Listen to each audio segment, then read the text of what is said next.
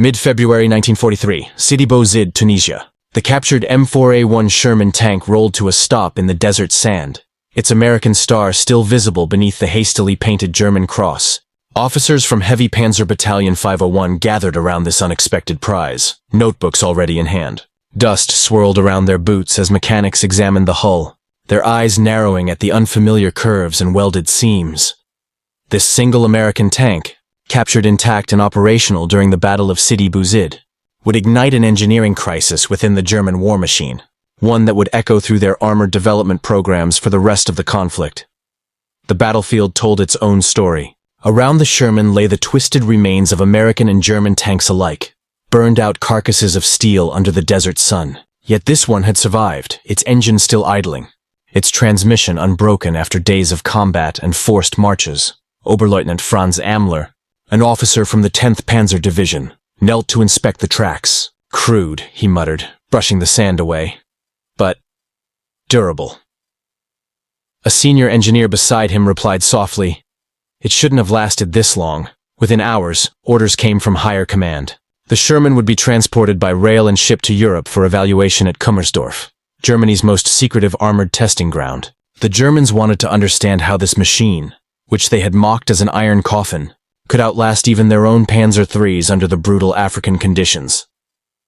As the tank was loaded onto a flatbed truck, its heavy hull creaking, one officer remarked, half to himself, "If this is what the Americans are sending now, what will they send next?" He didn't know it yet, but that question would haunt German engineers for the next 2 years.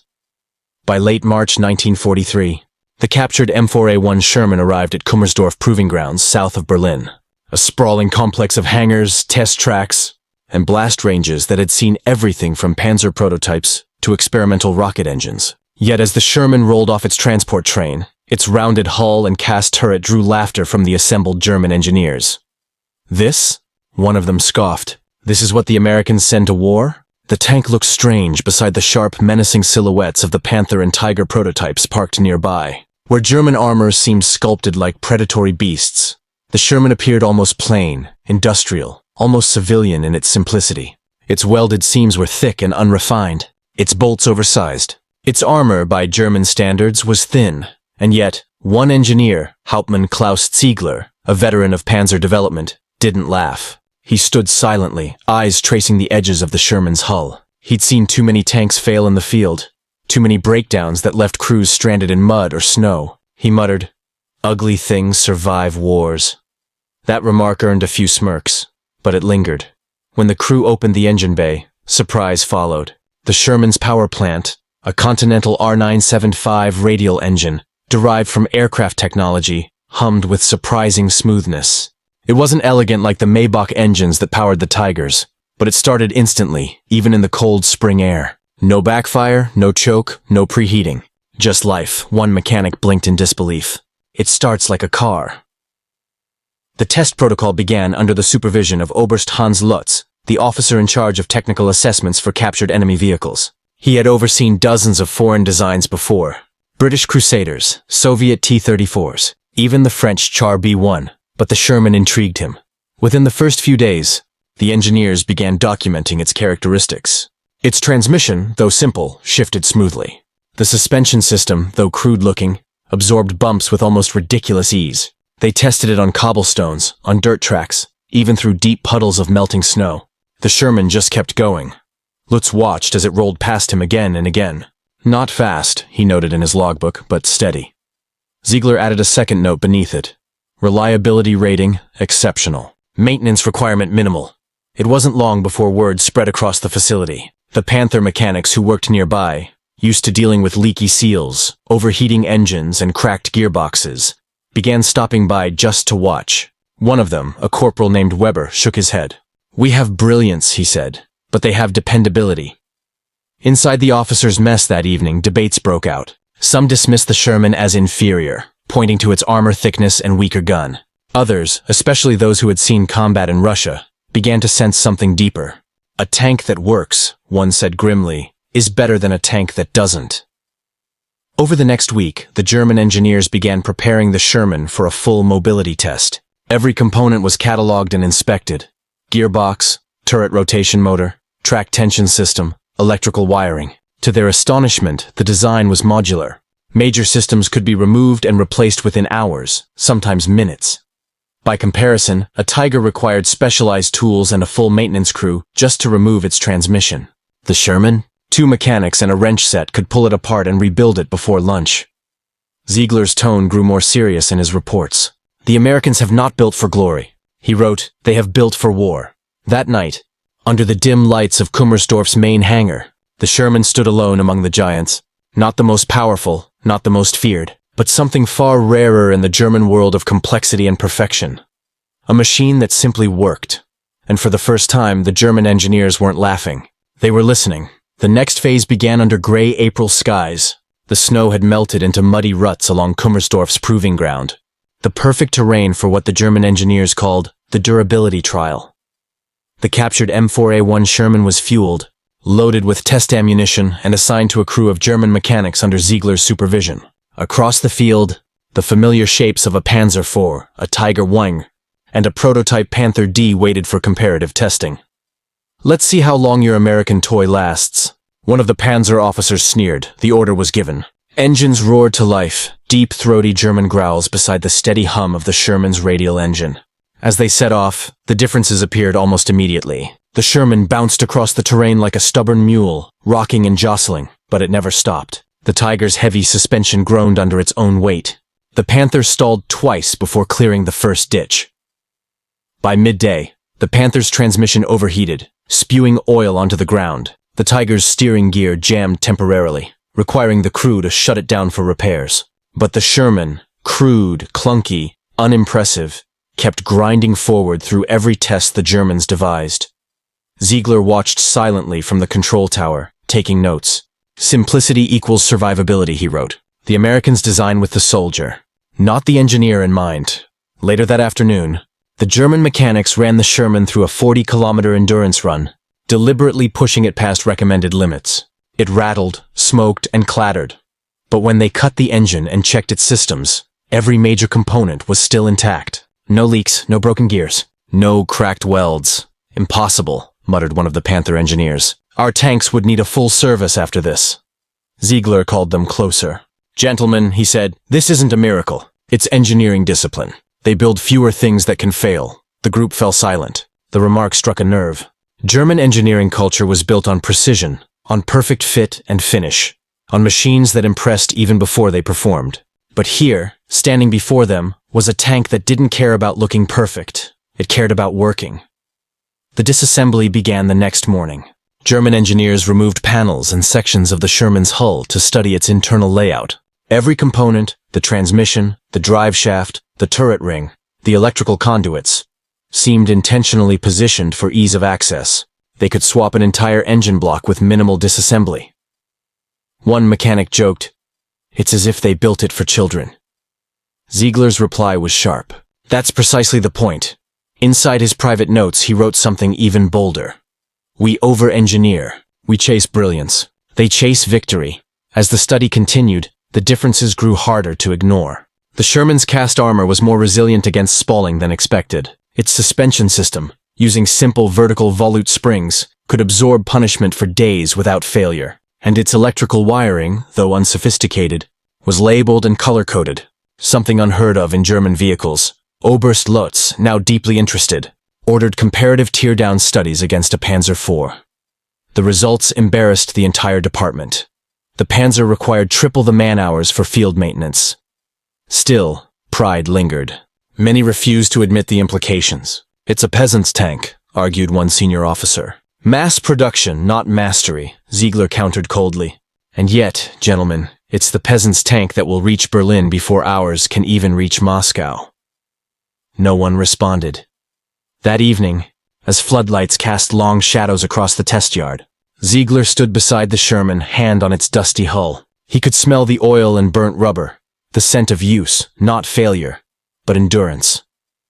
He whispered to himself, "They've built not a machine, but a soldier in steel." The wind carried that whisper across the yard, past the silent Tigers and broken Panthers, machines of perfection, now standing in the shadow of a crude but unstoppable enemy. The deeper the Germans delved into the Sherman's anatomy, the more their astonishment turned into quiet discomfort. What began as curiosity had now become something close to professional humiliation.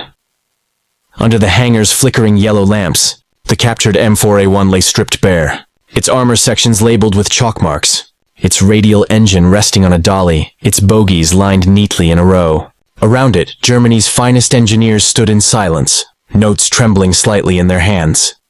Ziegler cleared his throat. "Let's review." He pointed toward the exposed hull. "Here, the powertrain. The Americans used the Wright Continental R975 radial engine, originally designed for aircraft. We've laughed at that before, yes? But gentlemen, this engine ran for 40 hours straight in our trials without seizing once. 40 hours.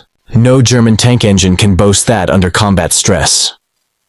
A few murmurs rippled through the group. Ziegler moved to the transmission assembly next. "Now look here. It's not elegant. It's not even particularly advanced. But it's modular, replaceable. Their crews could swap an entire gearbox in the field with basic tools. Ours would need a workshop, a crane, and a prayer." Across the room, one of the Panther engineers, tall, pale, proud, spoke up. "Our machines are precision instruments. You can't compare a Tiger to this." This farm tractor, Ziegler turned to him. His tone was calm, but his words carried weight. "No, I can't compare them. Because when a Tiger breaks, it stays broken. When this breaks, it's running again by morning." That silenced the room. For the next several days, the German engineers ran controlled trials comparing the Sherman to their own tanks in recovery and maintenance scenarios. They deliberately jammed transmissions, overheated engines, and broke track links. Every time, the Sherman came back to life faster. In one test, a Tiger I's transmission seized completely after just a few kilometers of rough driving. It took a recovery vehicle, 5 mechanics, and nearly 3 days to replace it. The Sherman performed the same task in 6 hours, with half the crew, and only standard field tools. The findings were undeniable. Even the most patriotic of the engineers could no longer hide from the truth. Then came the ammunition and fuel tests, and another revelation. The Sherman's wet stowage system used protective fluid around shell racks, drastically reducing the chance of ammunition explosions when hit. German tanks, despite their thicker armor, were notorious for turning into fiery coffins after a single penetrating shot. One test engineer, reading the results, whispered in disbelief. "They made the inside of a tank safer than ours ever could be." Ziegler nodded grimly. "They build for survival. We build for dominance." Word of the results reached higher command. Reports circulated through the Waffenamt, the Army Weapons Office. Some officers dismissed the findings, calling them American propaganda. Others quietly sent memos suggesting German designs incorporate modular systems and improved crew protection. But by then, it was too late. The German war machine was too deep into its doctrine of perfection. Factories were already straining under shortages of steel, fuel, and manpower. No one could afford to redesign an entire tank line. Not when the enemy's factories across the ocean were turning out Shermans by the thousands. One evening, as the last of the reports were compiled, Ziegler lingered near the Sherman's open hull. He ran a hand along the rough weld seams, feeling their uneven but sturdy texture. He turned to his assistant. "You know," he said softly, "they didn't win because they built the best tank. They'll win because they built enough of the right one." The assistant frowned. "You mean this ugly thing?" Ziegler smiled faintly. "Yes. This ugly thing will outlast us all."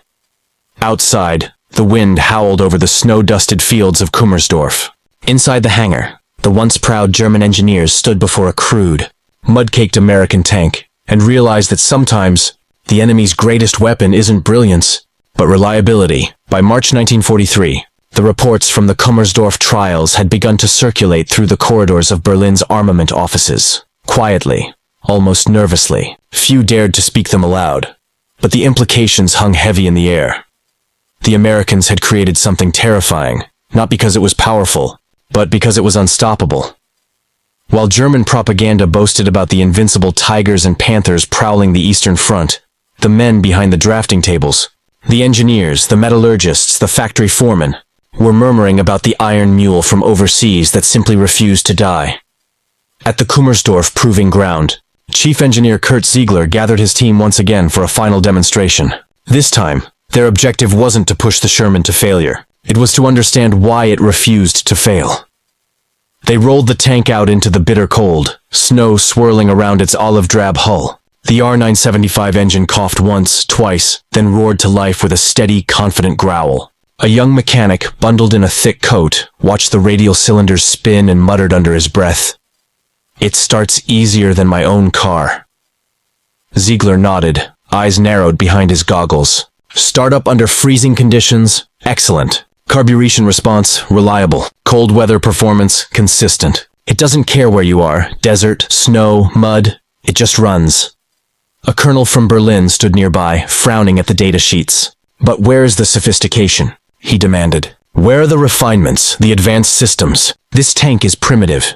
Ziegler turned to him, his expression unflinching. "That's the point, Colonel. It's primitive enough to survive war." The demonstration continued.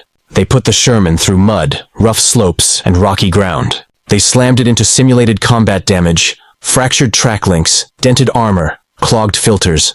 Each time the crew improvised, repaired, and drove on.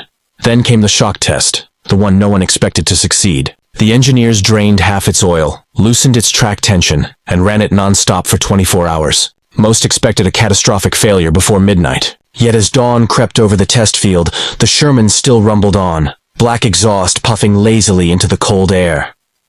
A low whistle escaped from one of the Panther designers. "It's not a tank," he muttered, half in awe. "It's a tractor with armor." Ziegler smiled faintly. "A tractor that wins wars."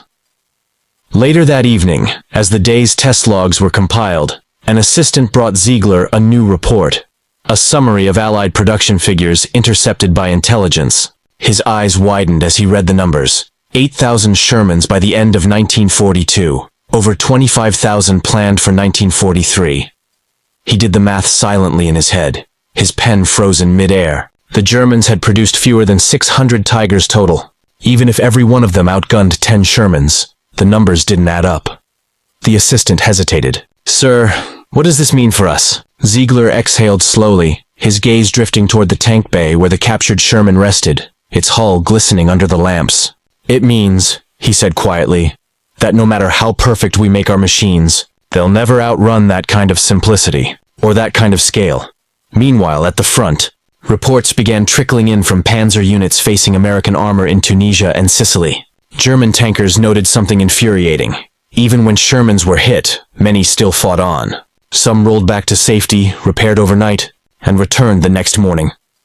The Tiger crews mocked their thin armor, until they realized those thin tanks were everywhere, like an endless tide of green. Back at Kummersdorf, Ziegler's team disassembled the Sherman one last time for shipping to another facility. But before it left, Ziegler stood before his men and said something few German engineers would ever admit out loud. "The Americans built this tank for soldiers, not for engineers," he said softly. "That's why we can't beat it." The hangar fell silent. Outside, the sound of engines echoed from a test field. But only one machine started on the first try. It wasn't German. The German engineers' findings about the Sherman soon reached higher command, but the reaction was not what Ziegler or his team expected. At first, the Panzer designers scoffed, dismissing the American tank as crude and unsophisticated. To them, the Sherman was an agricultural machine wrapped in steel, built by men who didn't understand the art of armored design. But as reports poured in from North Africa and Sicily, mockery gave way to uneasy respect. On the front lines, panzer units encountered the Sherman, not as a singular machine, but as a relentless presence. One tank destroyed meant little. Another would appear within days, often improved, often supported by 3 more. German mechanics began to notice something even more disturbing. While their Tigers sat immobilized for lack of spare parts or repair crews, the Shermans were being patched up right on the battlefield. With a wrench, a blowtorch, and a few hours, the Americans were turning damaged machines back into combat-ready armor. At Kummersdorf, Ziegler convened his final review with the Reich's Armaments Board. Charts filled the room, comparisons of torque output, gear ratios, fuel efficiency, and field maintenance times. The Sherman had lost on paper in nearly every superior category. But where the Germans' own tanks demanded precision maintenance and expert handling, the Sherman operated on brutal practicality. He pointed to a section of the report marked Ease of Operation. "Gentlemen," Ziegler began, "this is the most dangerous thing about it. Any man can drive it." The officials looked puzzled. Ziegler continued, "Our tanks require trained mechanics and skilled drivers to function correctly. The Sherman," he tapped the page, "requires none. It forgives mistakes. You can flood its carburetor, hit a rock, even forget a procedure, and it still moves." He paused, scanning the skeptical faces before him. "That," he said softly, "is the weapon." As the war dragged into 1944, the lesson became undeniable. German armored divisions found themselves fighting not against the Sherman's armor thickness, but against the idea behind it: reliability as a form of strategy. While Tiger tanks were handcrafted like luxury cars, the Sherman was built like a Ford truck. And when something broke, soldiers didn't wait for factory shipments. They cannibalized, welded, and kept moving. It was the kind of philosophy the German system could never match. Their engineering culture, built around precision and perfection, had no place for mass redundancy or mechanical forgiveness. Hitler wanted wonder weapons. The Americans built working weapons. One afternoon, deep in the Kummersdorf complex, Ziegler walked past a line of disassembled tank components, German, Russian, and now American. He stopped before the Sherman's gearbox, its teeth still slick with oil after hundreds of test hours. He ran a gloved hand over it and muttered almost to himself, "This isn't genius, it's wisdom."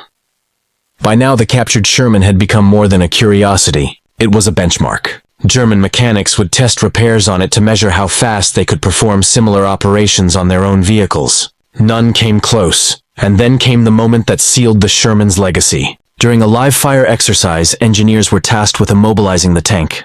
They struck the drive sprocket, shot through the engine compartment, and cracked its armor. The Sherman's engine still turned. Its turret still rotated. A mechanic leaned in, shaking his head. "It doesn't want to die," he whispered. Ziegler smiled faintly, weary, resigned. "No," he said. "It wasn't built to die.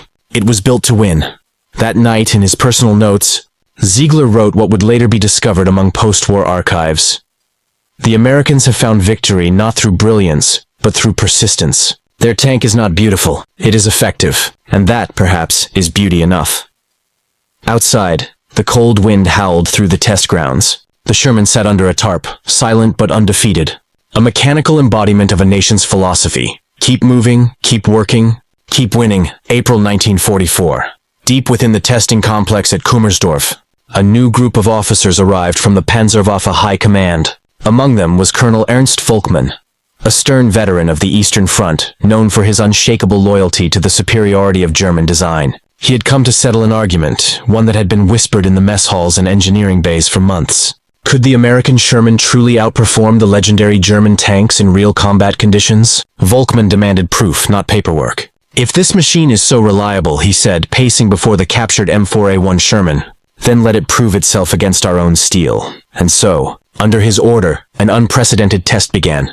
A mock duel between machines of two worlds. The German engineers prepared one of their most trusted vehicles, a Panzer IV, freshly tuned and crewed by their best mechanics. The Sherman, meanwhile, was crewed by men who had never driven it before. Young technicians and draftees who had only read the manual the night before. The test would measure speed, maneuverability, endurance, and repair time. A miniature war of engineering.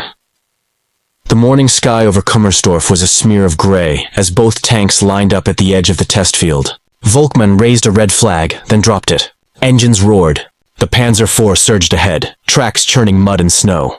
But the Sherman, with its aircraft-derived radial engine, responded instantly, not with elegance, but with sheer, roaring torque. Within seconds, it was neck and neck. Ziegler watched from the observation deck, silent. The Panzer looked graceful, its turret rotating smoothly, its lines sleek and angular. The Sherman looked brutish, unrefined, but it didn't stumble. At the first turn, the Panzer skidded slightly, its narrow tracks struggling against the soft ground. The Sherman's wider tracks gripped better, swinging around with surprising stability. It wasn't beautiful, but it was effective. Volkmann frowned. "Continue," he shouted. For 2 hours the duel continued. The Sherman ran, stopped, reversed, and ran again, its engine coughing black smoke but never quitting. The Panzer, meanwhile, began to suffer from overheating. Mechanics scrambled to its side, opening the rear panel to vent steam. By hour 3, the Sherman had already completed double the endurance laps. The Panzer's transmission had to be cooled down, again. "Enough," Volkmann barked, but Ziegler gestured to continue. "No, Colonel, let them finish. The truth deserves to be seen." When the test ended, the results were undeniable. The Sherman's top speed was lower, its armor thinner, and its gun less powerful, yet it had run the entire course without a single repair stop. The Panzer, by contrast, had required 3 maintenance pauses and a field adjustment. The colonel was silent. Around him, Young engineers exchanged glances, not of triumph, but of realization. They weren't witnessing superiority of design. They were witnessing superiority of execution. Later that evening, Folkman requested a private audience with Ziegler. In the dim light of the engineer's office, he placed the report on the desk. "You were right," he said quietly. "We build masterpieces. They build machines." Ziegler nodded slowly. "And the war," he said, "will be decided by machines." Folkman stood, his face shadowed. "If we had built something like this in '39, he trailed off, then turned to leave. Outside, the Sherman still sat idling, its engine humming a low, steady growl. It was as if it mocked the perfectionism of German engineering with its own indifference. It didn't need glory or elegance. It just needed to work. As darkness fell, the wind carried the sound of its idling engine across the proving grounds. Rhythmic, confident, relentless. Ziegler looked out the window one last time and whispered to himself, "Reliability is victory." By summer 1944, the captured Sherman had become a legend within Kummersdorf. German engineers nicknamed it Der Esel, the mule, because no matter what they did, it refused to break. It had survived every punishment they could imagine. Sand, cold, impacts, mud, even deliberate mechanical sabotage. And yet, somehow, the American tank always found a way to start again. But this chapter of its story was about to take a darker turn. Orders arrived from Berlin. The captured Sherman was to be shipped east, to a newly established testing range near Minsk, where Panzer Division engineers were experimenting with hybrid tank concepts. The Luftwaffe was losing the skies. The Wehrmacht was retreating, and desperation had become the German war machine's only fuel. Ziegler protested the order. "The tank has given us everything it can," he told his superior. "We've learned its secrets. What more could they hope to prove?" "Berlin wants results," his superior replied coldly. "If the Americans can build a tank that survives anything, we must find a way to make ours do the same. This one goes east." And so, on a gray morning in July 1944, the captured Sherman was loaded onto a flatbed railcar under heavy guard. Its olive drab paint was chipped, its hull streaked with grease and dust, but its engine still hummed confidently as the train pulled away. For many at Kummersdorf, watching it leave felt strangely like saying goodbye to a comrade. At the Minsk proving range, German engineers from the Panzer workshops awaited its arrival. They'd heard rumors about the unkillable American tank, but few believed them. That skepticism vanished quickly. On the first day, the Sherman endured mine explosions and anti-tank fire meant to cripple its drivetrain. It lost a track, but within 3 hours, mechanics had reassembled it, and the engine fired again. The second day, it was buried halfway in mud to test traction systems. While the German Panther prototype sank helplessly, the Sherman crawled out under its own power. Gears grinding, exhaust roaring. The lead engineer, Captain Otto Neumann, stood in silence, watching through binoculars. "They built it for men who can't afford failure," he muttered, "while we build machines that can't forgive mistakes." The next test was meant to be the final one, an endurance run of 100 kilometers without refueling or cooling maintenance. Even the German mechanics doubted it would make it halfway. Yet the Sherman completed the course, its engine temperature never exceeding critical limits. Neumann's report to Berlin was short, brutally honest, and damning. "The Sherman is a product of industrial courage. Not genius, not brilliance, but faith and simplicity. It sacrifices elegance for endurance, and that sacrifice wins wars." The irony struck them all hard. Germany, the land of engineers, had built tanks too perfect to survive imperfection. The Americans had built tanks designed for imperfection, and that was why they were winning. When Neumann later met with field officers returning from Normandy, the stories confirmed his findings. Shermans were flooding Europe by the thousands. They were crude, noisy, and undergunned, but they were everywhere. German units would knock one out at noon and face 3 more by nightfall. As he listened to the exhausted tank commanders describe the endless green tide, Neumann thought back to the old Sherman sitting in the test yard, its engine still idling faintly in the dusk. That same sound was now echoing across France, across Belgium, across the continent itself. He turned to his assistant and said quietly, "They've turned reliability into a weapon." Back at Kummersdorf, Ziegler received Neumann's telegram, just 2 words long. "You were right." He folded it carefully and tucked it into his notebook. For all their engineering brilliance, the Germans had finally met the one enemy no genius could defeat. A machine that simply refused to stop working. By the fall of 1944, Germany's armored doctrine was in disarray. The Tiger II, The supposed pinnacle of German tank design was breaking down before reaching battle. Panthers were immobilized by mud, their complex transmissions locking under strain. Yet across the front lines, reports from Wehrmacht observers described something maddening. Shermans advancing through impossible terrain, bridging rivers, and pushing supplies where no tank should have gone. At Kummersdorf, the few remaining engineers huddled over stacks of battle reports from Normandy and the Ardennes. The pattern was undeniable. The Allies weren't winning with superior machines. They were winning with machines that worked. Ziegler sat in his office surrounded by the hum of distant machinery. His captured Sherman, Der Esel, the mule, had finally been retired. Its tracks were worn smooth, its hull pitted and scorched, but it had outlasted every German prototype they'd ever built. The engineers had once joked that it would still start even after the war ended. None of them were laughing now. On his desk lay a comparison chart between the Tiger II and the M4A1 Sherman. Every metric favored the Tiger: thicker armor, longer gun, greater range, superior optics. But Ziegler knew the truth hidden beneath those numbers. None of it mattered if your tank never made it to the battlefield. He tapped the paper with his pen and whispered, "Reliability beats brilliance." The sound of Allied bombers thundered overhead. Kummersdorf shook as the distant explosions rolled like thunder across the plains. The Luftwaffe's airfields were burning, their rail lines shattered. Supply convoys stalled. Yet in the west, Allied columns of Shermans rolled forward. Endless, tireless, inevitable. Ziegler received another letter that week, this time from a captured German officer at the front, smuggled through intelligence channels. It read, "We hit them again and again, but they always return. The Shermans burn, but they keep coming. For every one destroyed, 3 more appear. We are fighting an army of factories." That line haunted him. An army of factories. It wasn't just the tanks, it was the system behind them. The Sherman wasn't an isolated triumph. It was the physical embodiment of American industrial philosophy. Parts interchangeable, repairs simple, production infinite. The Germans had pursued perfection. Every Tiger hand-built, every component unique. The Americans had pursued production, every Sherman identical, every bolt replaceable. It was the difference between art and strategy. In late 1944, the Allied advance into France brought the captured Sherman story full circle. German officers, now retreating, left their reports behind. Among them was Ziegler's own study, later recovered by Allied intelligence. When American analysts read it, they were stunned by the respect and honesty it carried.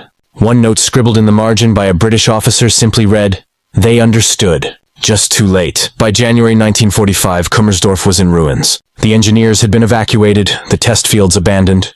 Before leaving, Ziegler returned to the bay where the Sherman had once stood. All that remained was an oil stain on the concrete and a pile of spent shell casings used for testing. He ran a hand across the cold metal of a nearby Tiger transmission. Beautiful, intricate, and hopelessly complex. "We built monuments," he murmured, "and they built tools." When the war finally ended, Allied forces overran Kummersdorf and found the remnants of Der Esel in a corner of the proving ground, half buried in snow. An American mechanic examined it, smiled, and said, "She'd probably still run if we fueled her." He was right. When they tried, the old radial engine coughed once, twice, then roared to life, sputtering but alive. In that moment, surrounded by the wreckage of Germany's finest designs, one truth became undeniable. The Sherman wasn't the most powerful tank of the war, nor the most beautiful, but it was the one that always came back, and that, in the end, was what won it. Spring, 1945. The war was collapsing around the Third Reich.